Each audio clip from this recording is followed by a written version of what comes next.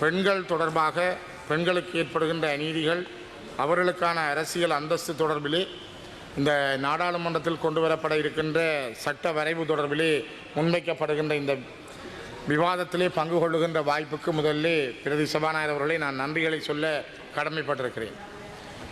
நான் அந்த விடயம் தொடர்பிலே பேசுவதற்கு முதல், அது பற்றிய பதிவுகளை செய்வதற்கு முதல், யாழ்ப்பாண மாவட்டத்தினுடைய காங்கேசந்துறையிலே இடம்பெற்றிருக்கிற விடயத்தை இந்த இடத்திலே தங்களுடைய அனுமதியோடு பதிவு செய்ய விரும்புகிறேன். மிக முக்கியமாக யாழ்ப்பாண மாவட்டம் காங்கேசந்துறை தைட்டி வீதியில் உள்ள பாரம்பரிய சைவ சமய சத்திர நிலத்தை மீளத் தருமாறு 6 திருமுருகன் உட்பட்ட சிவபூமி அறக்கட்டளை நிலையத்தைச் சேர்ந்தவர்கள் ஜனாதிபதிக்கு ஒரு கடிதத்தை எழுதியிருக்கிறார்கள். ஜனாதிபதிக்கு எழுதப்பட்ட கடிதத்தினுடைய பிரதி எனக்கும் தரப்பட்டது. அதனை நான் இந்த இடத்திலே சமர்ப்பிக்கிறேன். யாழ்ப்பாண மாவட்டம் வலிகாமம் வடக்கு பிரதேச செயலகம் காங்கேசந்துறை மயிலிட்டி வீதியில் அமைந்துள்ள தையிட்டி இறை மயிலிட்டி A234வது இலக்க கிராம அலுவலர் பிரிவிலே காட்டுத்தனாக்கடை என்ற 105 பரப்பு காணி சைவ சமயத்தவர்களின் சரித்திர வரலாற்றை கொண்ட சித்தர்கள் வாழ்ந்த மடாலயம் அமைந்த நிலத்தை கையளித்து உதவுமாறு வேண்டுகிறோம் என அவர்கள் ஜனாதிபதிக்கு வேண்டுகோள் கொடுத்திருக்கிறார்கள். இந்நிலத்தில் பல சித்தர்கள் சாதுக்கள் தவம் செய்தும் தர்ம வியாக்கியானங்கள் செய்தும் வரலாற்று சிறப்பு வாய்ந்த மாவட்டபுரம் கந்தசுவாமி கோயில் மற்றும் நகுலேச்சரம் சிவன் கோயிலுக்கு வரும் யாத்திரிகர்கள் தங்கி சென்ற புனித நிலத்தில் கடந்த 30 ஆண்டு எவ்விதமான தர்ம காரியங்களும் செய்ய முடியாமல் போரின் அனர்த்தங்கள் காரணமாக இராணுவ கட்டுப்பாட்டிற்குள் இந்த இடம் அமைந்திருந்தது. இதனால் அந்த இடங்களில் எந்தவிதமான தர்ம காரியங்களும் நடைபெறவில்லை. தற்போது நிலத்தை மீள கையளித்து நற்பணியின் ஓர் அங்கமான இப்புனித சைவ சமய சத்திர நிலத்தை எமது அறக்கட்டளைக்கு கையளிக்குமாறு வேண்டுகிறோம் என அவர்கள் ஜனாதிபதியை கேட்டிருக்கிறார்கள். நாம் மீண்டும் இவ்விடத்திலே சிவனுக்குரிய வழிபாடுகளை ஆரம்பித்து எமது பாரம்பரிய புண்ணிய பணிகளை இவ்விடத்தில் தொடர்வதற்கு ஆவண செய்யுமாறு நன்றியோடு வேண்டுவதோடு காவண்ண திருவோண சுக்கிரவார சத்திரம் அறக்கட்டளையின் கடமைகளை தொடர்ந்து சிவபூமி அறக்கட்டளை குறித்த நிலத்தில் நிறைவேற்ற தங்களின் பூரண ஒத்துழைப்பை எதிர்பார்த்து காத்திருக்கிறோம் என அவர்கள் குறிப்பிட்டிருக்கிறார்கள். ஆனால் இதுவரை இது தொடர்பாக ஜனாதிபதி செயலகத்தினால் எந்த நடவடிக்கைகளும் மேற்கொள்ளப்படவில்லை. கௌரவ பிரதி சபாநாயகர் அவர்களே, இது தொடர்பிலே நேற்று முன்தினம் அந்த பகுதி 105 பரப்பு காணியிலே இராணுவத்தினரால் சில கற்கள் பரவப்பட்டு வேலிகள் அமைக்கப்படுகின்ற செயல்பாடுகள் முன்னெடுக்கப்படுவதாக சிவபூமி அறக்கட்டளையை சார்ந்தவர்களும் அந்த மக்களும் என்னிடம் முறைப்பாடு செய்திருக்கிறார்கள். அந்த முறைப்பாட்டை தயவு செய்து நான் உங்களுக்கு சமர்ப்பித்து அவர்களால் தரப்பட்ட கடிதத்தையும் நான் சபாபீடத்துக்கு சமர்ப்பிக்கின்றேன். இன்னொரு விடயம் மிக முக்கியமாக கௌரவ சபாநாயகர் அவர்களே, இப்பொழுதும் நாங்கள் இங்கே பேசிக் கொண்டிருக்கிறோம்.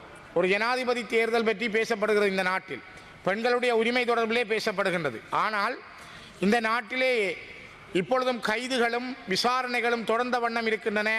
தமிழ் இளைஞர்கள், தமிழ் அரசியல் செயற்பாட்டாளர்கள் தொடர்ந்தும் விசாரணைக்கு உட்படுத்தப்படுகிறார்கள், அச்சுறுத்தப்படுகிறார்கள் என்ற செய்தியை நீங்கள் அறிந்திருப்பீர்களோ எனக்கு தெரியாது. நான் அதனால் ஒரு விடயத்தை இந்த இடத்திலே பதிவு செய்கிறேன். வடக்கு கிழக்கில் ஜனாதிபதிக்காக ரணில் விக்ரமசிங்க இந்த நாட்டினுடைய ஜனாதிபதிக்கு என்னால் எழுதப்பட்ட கடிதத்தையும் நான் இந்த சபைக்கு சபாபீடத்துக்கு சமர்ப்பித்து அந்த கடிதத்தில் உள்ள விடயத்தை நான் குறிப்பிட விரும்புகிறேன். வடக்கு கிழக்கின் தமிழ் தேசிய தளத்தில் இயங்கு நிலையில் உள்ள பல நிலைப்பட்ட ஆர்வலர்களதும் சமூக மற்றும் அரசியல் செயல்பாடுகளை முடக்கி அவர்களை அச்சுறுத்தும் வகையிலான கைதுகளும் விசாரணைகளும் பரவலாக இடம்பெற்று வருகின்றமை தங்கள் அரசின் மீதான எதிர்நிலை கருத்தியலை மக்கள் மத்தியில் ஏற்படுத்தியுள்ள நிலையில் சமகாலத்தில் நடைபெற்றுள்ள கீழ்வரும் விடயங்கள் மீது தங்களின் மேலான கவனத்தை கோருகிறேன். தோணிக்கல் வவுனியாவை நிரந்தர வதிவிடமாக கொண்ட முன்னாள் போராளியும் சமூக செயல்பாட்டாளருமான திரு செல்வநாயகம் ஆனந்தவர்ணன் அரவிந்தன் அவர்கள் கடந்த 2024 3 26ஆம் தேதியன்று பயங்கரவாத குற்றத்தடுப்பு மற்றும் விசாரணை பிரிவினரால் கொழும்பில் வைத்து கைது செய்யப்பட்டு தற்போது வெலிக்கடை சிறையில் தடுத்து வைக்கப்பட்டுள்ளார். முன்னாள் போராளியான இவர் 2009ஆம் ஆண்டு முதல் 2017ஆம் ஆண்டு வரையான 8.5 ஆண்டுகள் தமிழ் அரசியல் கைதியாக சிறையில் அடைக்கப்பட்டு விடுவிக்கப்பட்டிருந்தார். பல்வேறு சமூக இடர்பாடுகளை எதிர்நோக்கியுள்ள முன்னாள் போராளிகளினதும் அவர்களது குடும்பங்களதும் கல்வி மற்றும் பொருளாதார நெருக்கீடுகளை தீர்க்கும் மனிதாபிமான செயல்பாடுகளில் ஈடுபட்டு வந்த இவர் விடுதலை புலிகளை மீளுருவாக்கம் செயற்பாடுகளில் ஈடுபட்டார் என்ற குற்றச்சாட்டின் அடிப்படையில் வாக்குமூலம் பெறுவதற்காக கொழும்பில் உள்ள டிஐடி அலுவலகத்திற்கு அழைக்கப்பட்டு அங்கு வைத்தே கைது செய்யப்பட்டு கடந்த 2 மாதங்களாக வெலிக்கடை சிறையில் அடைக்கப்பட்டுள்ளார். கடந்த 2024 நானும் சக பாராளுமன்ற உறுப்பினர் கௌரவ செல்வராஜா கஜேந்திரன் அவர்களும் வெலிக்கடை சிறைச்சாலைக்கு சென்றிருந்த போது தன்னை விடுதலை செய்யுமாறு கோரி 2 நாட்கள் சிறைக்குள் உண்ணாவிரத போராட்டத்தில் ஈடுபட்டிருந்த ஆனந்தவர்ணன் அப்போதே உடல்நிலை தளர்ந்திருந்ததை நான் நேரடியாக அவதானித்திருந்தோம். ஆனால் இதுவரை அவர் என்ன நிலையில் இருக்கிறார் என்பதை இந்த அரசாங்கமோ அல்லது சிறைச்சாலை நிர்வாகமோ வெளிப்படுத்தப்படவில்லை. அதேவேளை திருகோணமலை மாவட்டத்தின் மூதூர் பகுதியைச் சேர்ந்த திரு சுதாகரன் என்பவர் இந்தியாவிலிருந்து திரும்பும்போது கைது செய்யப்பட்டு கடந்த 1 வருடமாக வெலிக்கடை சிறையில் தடுத்து வைக்கப்பட்டுள்ளார். இவரும் ஒரு முன்னாள் போராளி. இவருடைய குடும்பம் நாளாந்த சீவியத்துக்கே மிகப்பெரிய நெருக்கடிகளை சந்திக்கிறார்கள்.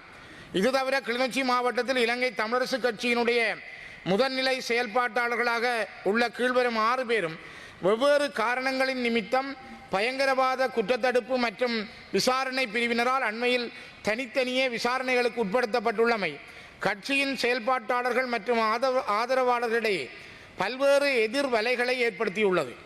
ஒன்று, இலங்கை தமிழரசு கட்சி கிளிநொச்சி மாவட்ட கிளையின் செயலாளர் திரு வீரவாகு விஜயகுமார் கடந்த 2024-2-14 மற்றும் 2024-5-31 பயங்கரவாத குற்றத்தடுப்பு மற்றும் விசாரணை பிரிவினரால் கிளிநொச்சி பரந்தனில் அமைந்துள்ள அவர்களது அலுவலகத்துக்கு அழைக்கப்பட்டு நீண்ட நேரங்கள் விசாரணைக்கு உட்படுத்தப்பட்டுள்ளார். இதனால் அவர் உளவியல் ரீதியாகவும் செயல்பாட்டு ரீதியாகவும் மனமுடைந்திருப்பதையும் நான் இந்த இடத்திலே பதிவு செய்கிறேன். 2வது, கரச்சி பிரதேச சபையின் மேனாள் உறுப்பினரான திரு சண்முகராஜா ஜீவராஜா கடந்த 2024 பயங்கரவாத குற்றத்தடுப்பு மற்றும் விசாரணை பிரிவினரால் கொழும்பில் அமைந்துள்ள அவர்களது அலுவலகத்துக்கு அழைக்கப்பட்டு விசாரணைக்கு உட்படுத்தப்பட்டுள்ளார். இவரோடு இணைந்து இவருக்கு பிற்பாடு ஈழத்து எழுத்தாளரும் நமது கட்சியின் செயற்பாட்டாளரும் கிளிநொச்சி முருகானந்தா கல்லூரியினுடைய ஆசிரியருமான தீபச்செல்வன் என அறியப்படும் திரு பாலேந்திரம் பிரதீபன் அவர்கள் கடந்த 2024-4-11 பயங்கரவாத குற்றத்தடுப்பு மற்றும் விசாரணை பிரிவினரால் கிளிநொச்சி பரந்தனில் அமைந்துள்ள அவர்களது அலுவலகத்துக்கு அழைக்கப்பட்டு விசாரணைக்கு உட்படுத்தப்பட்டுள்ளார். பூநகரி பிரதேச சபையின் மேனாள் தவிசாளரும் கிளிநொச்சி முழங்காவில் மகாவித்தியாலயத்தின் ஆசிரியருமான திரு சிவகுமாரன் ஸ்ரீரஞ்சன் கடந்த 2024-4-20 பயங்கரவாத குற்றத்தடுப்பு மற்றும் விசாரணை பிரிவினரால் கிளிநொச்சி பரந்தனில் அமைந்துள்ள அவர்களது அலுவலகத்துக்கு அழைக்கப்பட்டு விசாரணைக்கு உட்படுத்தப்பட்டுள்ளார். கரச்சி பிரதேச சபையின் மேனாள் தவிசாளர் திரு அருணாசலம் வேளமாளிகன் கடந்த 2 பயங்கரவாத குற்றத்தடுப்பு மற்றும் விசாரணை பிரிவினரால் கிளிநொச்சி பரந்தனில் அமைந்துள்ள அவர்களது அலுவலகத்துக்கு அழைக்கப்பட்டு விசாரணைக்கு உட்படுத்தப்பட்டுள்ளார். பூநகரி பிரதேச சபையின் மேனாள் உறுப்பினர் திருமதி ஜெயசித்ரா தயானந்தன் கடந்த 2024-5-27 பயங்கரவாத குற்றத்தடுப்பு மற்றும் விசாரணை பிரிவினரால் கொழும்பில் அமைந்துள்ள அவர்களது அலுவலகத்துக்கு அழைக்கப்பட்டு விசாரணைக்கு உட்படுத்தப்பட்டுள்ளார். இலங்கை தமிழரசு கட்சியின் மத்திய செயற்குழு உறுப்பினரான திரு கருப்பையா ஜெயக்குமார் அவர்கள் இன்றைய தினம் நான் இப்பொழுது பேசிக் கொண்டிருக்கும் பொழுது 2024-6-4 பயங்கரவாத குற்றத்தடுப்பு மற்றும் விசாரணை பிரிவினரால் கிளிநொச்சி பரந்தனில் அமைந்துள்ள அவர்களது அலுவலகத்துக்கு விசாரணைக்காக அழைக்கப்பட்டு இப்பொழுது விசாரிக்கப்பட்டு கொண்டிருக்கிறார். மேற்குறித்த விடயங்கள் மீது தாங்கள் உயரிய கரிசனை கொண்டு தமிழ் அரசியல் கைதிகளை தடுத்து வைக்கப்பட்டுள்ளோரின் விடுதலையை விரைவுபடுத்தும் சமநேரத்தில் எமது மக்களின் இயல்பு வாழ்வை சிதைக்கும் வகையில் திட்டமிட்டு மேற்கொள்ளப்படும் விசாரணைகள் மற்றும் அச்சுறுத்தல்களை தடுத்து நிறுத்துவதற்கு ஆவண செய்யுமாறு தங்களை தயவாக கேட்டுக்கொள்கிறேன் என நான் ஜனாதிபதி அவர்களுக்கு எழுதிய அவசர கடிதத்தினூடாக இந்த விடயத்தை பாராளுமன்றத்திலும் நான் சமர்ப்பிக்கிறேன். மிக முக்கியமாக ஜனாதிபதி அவர்களுடைய கவனத்துக்கும் இந்த உயர்ந்த சபையினுடைய கவனத்துக்கும் நான் இதனை கொண்டு வருகிறேன்.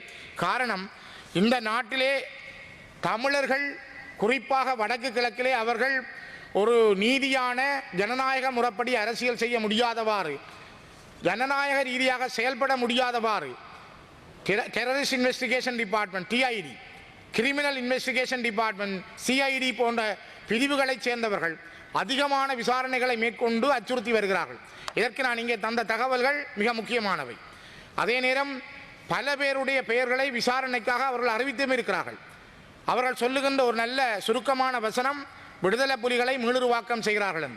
விடுதலை புலிகள் இந்த மண்ணிலே இறந்து போன ஆத்மாக்களுக்கு விளக்கேற்ற அவர்களை வணங்குவதற்கு 2015 இந்த அரசாங்கமே 2012 செப்டம்பர் மாதம் ஐக்கிய நாடுகள் மனித உரிமைகள் ஆணையத்திலே அப்பொழுது இருந்த அயலுறவுத்துறை அமைச்சர் மங்கள சமரவீர அவர்கள் ஏற்றுக்கொண்டு இந்த அரசாங்கம் ஏற்றிருந்தது. அந்த வணக்க நிகழ்வுகளுக்கு நாங்கள் நிலைமாறுகால நீதி பொறிமுறையின் அடிப்படையில் அனுமதிக்கிறோம்.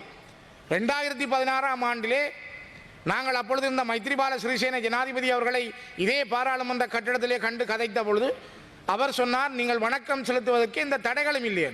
ஆனால் அங்கே வைக்கின்ற பூக்கள், அங்கே வைக்கின்ற அடையாளங்கள், அங்கே இருக்கின்ற வணக்க முறைகளை அல்லது ஒரு கல்லுக்கூட நட முடியாதவாறு முழங்காவிலே இருக்கின்ற போலீசார், மாங்குளத்தில் இருக்கின்ற போலீசார், கிளிநொச்சியில் இருக்கின்ற போலீசார் மாறி மாறி அந்த ஒவ்வொரு செயல்பாட்டாளர் மீதும் முறைப்பாடுகளை செய்வதன் மூலமும் அங்கே இருக்கின்ற பரந்தனில் மட்டுமல்ல கிளிநொச்சியிலும் இருக்கின்ற புலனாய்வுத்துறையைச் சேர்ந்தவர்கள் அடிக்கடி விசாரணைகளுக்கு உட்படுத்துவதன் மூலம் இந்த செயல்பாட்டாளர்கள் மக்கள் மிகவும் அச்சத்துக்குள்ளாகி இருக்கிறார்கள்.